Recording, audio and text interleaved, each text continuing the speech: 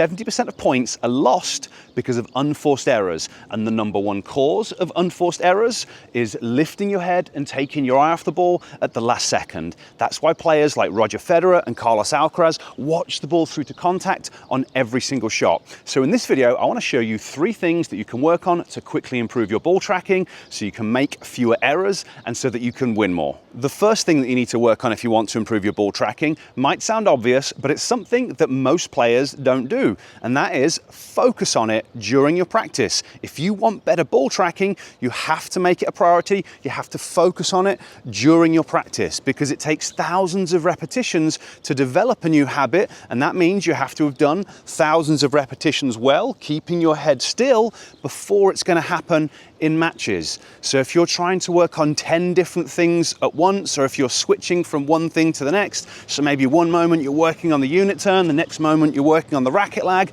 then you're working on the follow through, the end result is that your brain won't be able to learn anything. You won't develop any new habits. So instead, you have got to focus on watching the ball through to contact, keeping your head still for a moment after contact, and you just have to do it over and over again. So when you're out there practicing, you hit your shot, you evaluate yourself. Did I keep my head still through contact? If you did, awesome, that's great. If you didn't, that's what you need to do better on the next shot. But what you absolutely can't do is hit the ball, keep your head still on contact, and if you miss the shot, then get annoyed at yourself for something else, because you're training yourself to be able to keep your head still.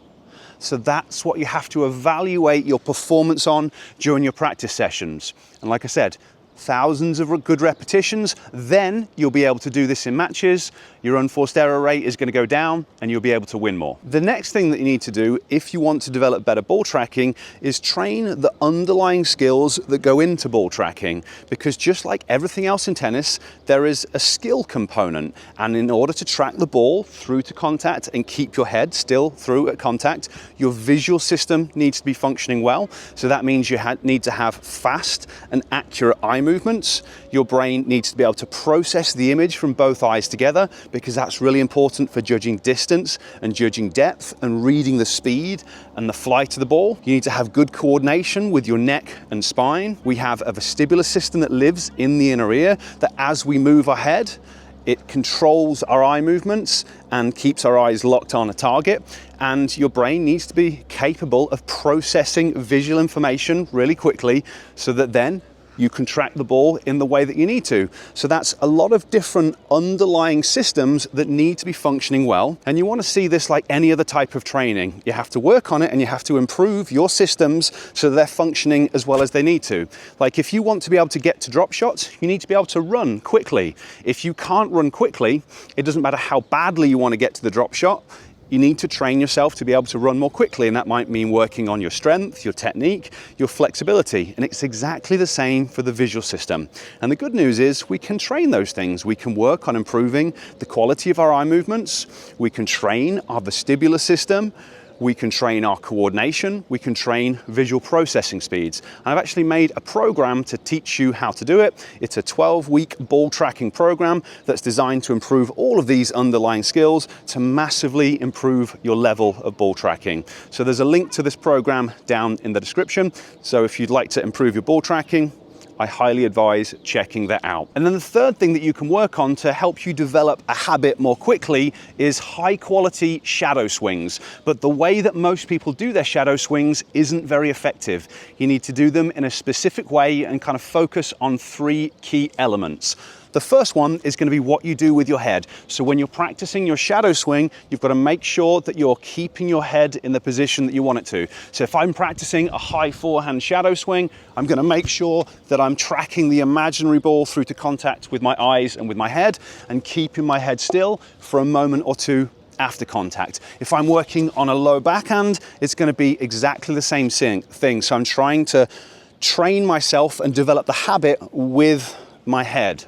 The second thing is you need to use good technique when it comes to what your racket's doing. Unfortunately, a lot of people, when they practice shadow swings, they're kind of going through the motions and the racket isn't pointing in the right direction, so they're actually reinforcing bad technical habits. So as you're doing the shadow swing, if you need to start off slowly, but you want to make sure that you've got a realistic contact point. So for wherever you're going to be contacting the ball, the contact point needs to be realistic.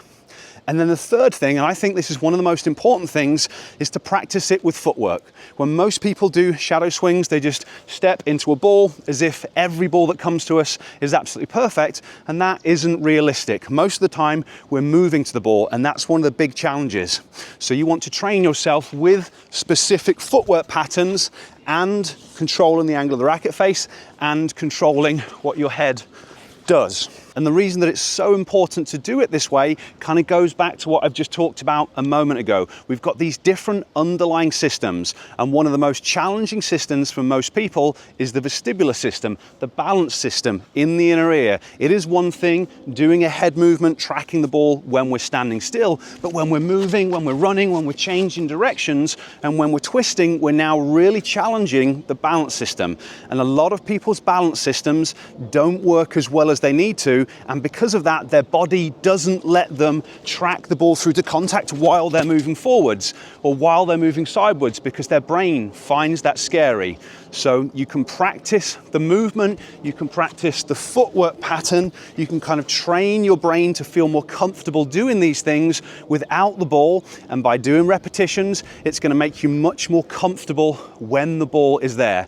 And that's how it's really going to help you to develop a habit more quickly. Now, if you want a little bit of help with the footwork side of things, I've got a program. I'll place a link to that down in the description as well. This one is a free program, but it's going to teach you how to work on different footwork patterns in the way that I've just described. So hopefully that has been helpful for you. 3 very simple things that you can start working on right away to improve your ball tracking. If you found the video helpful, give me a thumbs up. If you have any questions, leave them down in the comment section.